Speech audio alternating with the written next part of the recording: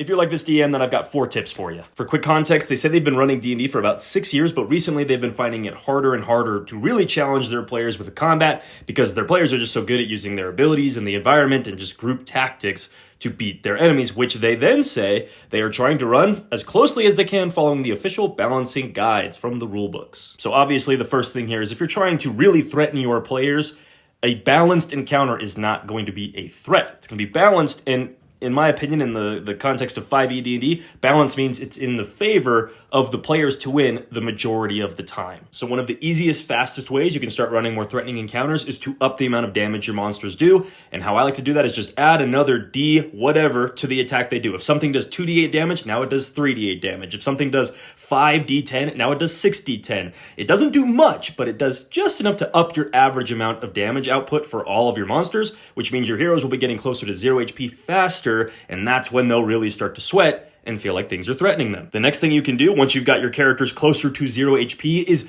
do things in the environment to spread the party out. The quickest way for your party to just bulldoze their way through an encounter is for them to all be grouped up within touch range so they can heal each other really quickly. They can all attack the same thing, right? But what if your monsters, when they showed up for the encounter, weren't just in one big group, but were in 2 split groups? So then the monk and the paladin go to the east, and the ranger and the wizard have to go to the west. And when the wizard drops, the paladin has to go running all the way across the battlefield to get to that wizard. And they might not get there in time, right? Do things to spread the party out. Third thing you can do is use a timer at the start of the encounter. Roll a d4, and in that many rounds, something terrible will happen. What is that terrible thing? That depends entirely on the encounter you're running. Maybe it's reinforcements arrive. Maybe it's a bomb goes off. Maybe it's wyvern shows up and starts snatching characters off the battlefield. I just did that in last night's session, and that session had a TPK. And tip number 4 is if you want to be threatening, if you want to run some lethal encounters, then you have to be okay